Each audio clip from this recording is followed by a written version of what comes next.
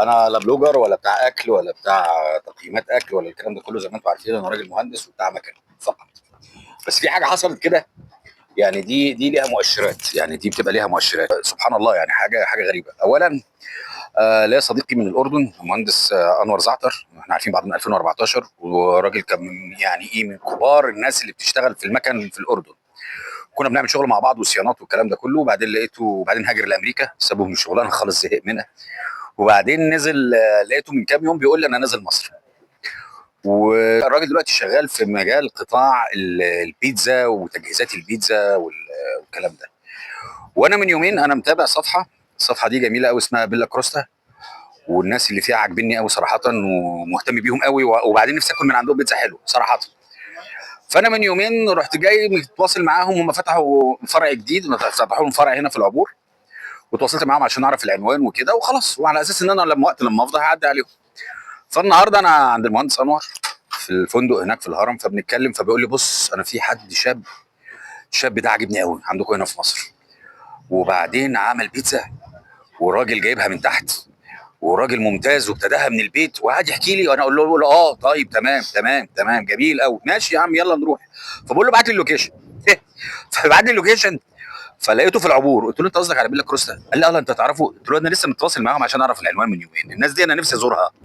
قال لي طب يا عم شفت ابو اليوبن فخلاني ايه، رحنا واخدين العربيه وهيلا بيلا جينا عند الراجل ده. اولا انت عرفت بس المهندس انور؟ الصدف والتواتر بين الارواح، الله اعلم شو كان السبب. يعني انا طلبت شغله وهو بيطلب نفس الشغله. والله انا بقول لك انا من يومين، انا حتى لما دخلت على الواتس لقيتني بكلمه من يوم الاحد اليوم قالوا الكلام. الحمد لله رب العالمين. العالم صغير كثير بالتاكيد بالتاكيد، مسافات بعيده بس وصلنا لنفس الشيء.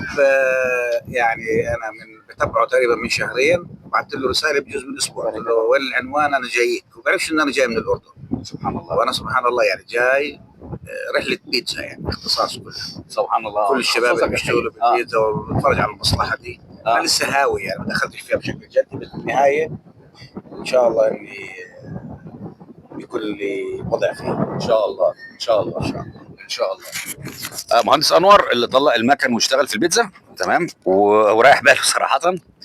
ودلوقتي انا عايز ايه اعرفكم الراجل انتوا عارفينه طبعا كلكم يعني بالتاكيد يعني. فانا عايز اسمع منه، يعني هي فرصه صراحه ان انا عايز اعرف ايه القصه، جت منين، جت ازاي، الفكره جت ازاي. والمفاجاه معلش يعني يا جماعه، هو الراجل مهندس، انتوا عارفين المهندسين يعني يعني الله اكبر عليه بدون غرور يعني بدون غرور. فخلينا كده نتعرف على الباشمهندس ماجد ويحكي لنا ويقول لنا الحكايه جت ازاي وساب الهندسه ليه برضه، وهو يقول لكم بقى. ازيك يا باشمهندس؟ السلام عليكم، ايه الاخبار؟ ازيك يا هندسه، عامل ايه اخبارك؟ ازيك يا حبيبي؟ شرفت بحضرتك جدا. انا اللي اتشرفت بيك بجد، يعني حضوركم هنا على راسي من فوق والله. والله احنا اللي اتشرفنا بيك والله بامانه، انا متابعك من زمان. بص هو عشان بس اكون صريح معاك، انا كنت لسه بتكلم مع مهندس انور، انا كده اعتبر اول مره في حياتي اكل بيتزا. اوكي. يعني انا بناكل عجين قوي دي انا بناكل بيتزا وبتاع وفطير وحوار والدين. بس لا الموضوع مختلف، الموضوع عندك في حته ثانيه يعني. الله يبارك في حضرتك يا رب. حتى يعني انا يعني حتى انا اكلت بسطرمه وكلنا سلامي وكلنا مارجريتا صح؟ ستراتشيتيلا ما ماشي حلو الطعم نفسه بتاع العجين نفسه حاجه يعني طعم غريب، طعم حلو قوي قوي. هندسه بقى وكده زي حالاتي ثلاثه فخلينا كده ايه، انت ايه الحكايه جت ازاي؟ انت راجل مهندس كهرباء، ما تقول لنا الجزئيه دي ازاي؟ انا اصلا خريج هندسه العاشر من رمضان. حلو. الثامن على دفعتي وامتياز مع مرتبه الشرف، وكنت هتعين معين في الجامعه. رائع. ولكن ما حبيتش الموضوع سبحان الله، يعني انا كنت بذاكر بس ما حسيتش ان الموضوع ده هو ده اللي انا الحاجه اللي انا هكمل فيه.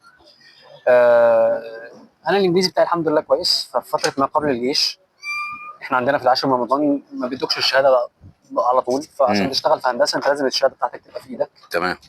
فقلت حاجه امشي بيها نفسي يعني. انا اشتغلت كول سنتر شويه، وبعدين دخلت الجيش. لما خلصت جيش كان من حلم احلامي يعني ان انا اشتغل في البترول، وقد كان سبحان الله يعني. اتقبلت في الشركه، ولكن حصل بقى كورونا، فكل الناس بقى قعدت في البيت ووقفوا الهايرنج في الفتره دي لاجل غير مسمى. في الفتره دي بقى بدات موضوع السوشيال ميديا. انا كنت بطبعي ان انا شاطر وبذاكر شويه في نيوتريشن، فبدات ان انا اقول للناس ازاي ممكن يتمرنوا في الفتره العصيبه دي من البيت. انت اللي بقيت تقول لهم؟ انا من الاساس اصلا معروف على السوشيال ميديا من التدريب في البيت. تدريب ايه بقى؟ تدريب فتنس، رياضه في الجيم. فتنس. بس في البيت. اه باقل امكانيات ممكنه، مثلا بساتك مقاومه، بضنابل، اه علشان منهم الجيمات كلها مقفوله والدنيا الناس كلها قاعده في البيت، فدي كانت البدايه. اصلا. وسبحان الله لقيت اقبال يعني كويس، فمن هنا وشي بقى فاميليار شويه. بعد كده بدات الكوتشنج بروجرام بتاعي. بعد كده في الوقت الفراغ بتاعي بدات التيتشنج في موضوع تيتشنج ايه؟ انجليزي بس حاجات كده محادثه يعني على الخفيف في الوقت الفاضي بتاعي وبس. وسبحان الله في الموضوع بقى البيتزا ده جه بالصدفه البحته. كنت بتفرج على فيديو لفينشينزو كابون اللي هو بيقول لك يا مايا فشفت البيتزا بتاعته كانت خطيره، المنظر بتاعها انا اول مره في حياتي اشوفه. فينجينزو مين؟ كابونو. مش عارف كابونو ولا كابونو. ما انا عايزين اللينك نبقى نتفرج على الكلام ده. هو بيصور مع والده. حلو. فبدات اسال البيتزا دي ايه اصلا. عرفت ان هي بيتزا ايطالي وليها مواصفات معينه وليها درجات حراره ومعادلات ورياضه وقصه مش سهله يعني، تعتبر من اصعب الشغلانات. لو حد عايز يبرفكتد الموضوع مش سهل، مش في يوم وليله. بدات اجرب طبعا سيلف مع نفسي فشل تام، لان في حاجات ممكن تشوفها في اونلاين في الفيديوز، بس لو جربتها 100 مره مش هتظبط معاك، لان في تريكات كده لازم تتاخد 1 تو 1. فسبحان الله الشيف عصام كان شاف الفيديوز بتاعتي فقال لي تواصل معايا. مين الشيف عصام؟ الشيف عصام عنده بيتزاريه ما شاء الله في ايطاليا وبيدي كورسز برضه ازاي تعمل. في تعرفه ولا مش مهندس؟ بس فسبحان الله الشيف عصام بينزل مصر اصلا ممكن كل 20 سنه مره حرفيا يعني. سبحان الله. نزل اصلا كده يعني زي الفل. سبحان الله. فيصادف ان هو كان رايح مستشفى جنبي هنا في العبور، وزميل كان بيوصله.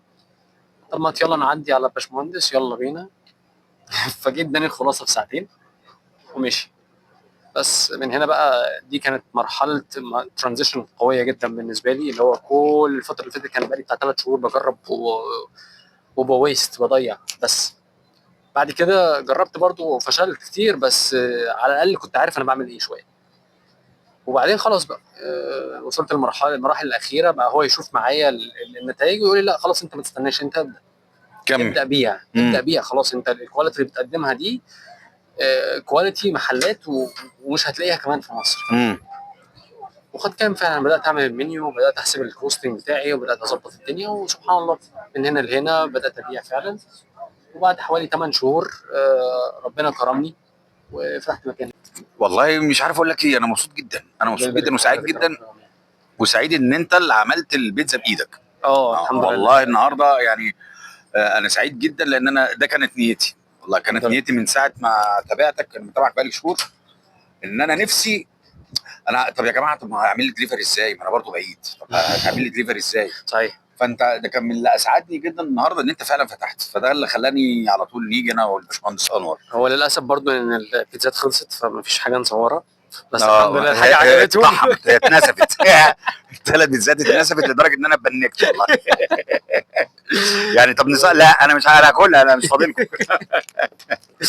والله يا باشمهندس ماجد صراحه انت اسعدت يومي. ربنا يبارك في حضرتك والله. والباشمهندس انور اسعد يومي اكتر انه احنا خلينا نيجي وبعدين انا بحب الراجل قوي ده على فكره، بحبه جدا جدا مهندس انور، وزاد الحب حبي ليك. ربنا يبارك في حضرتك على راسي بامانه والله.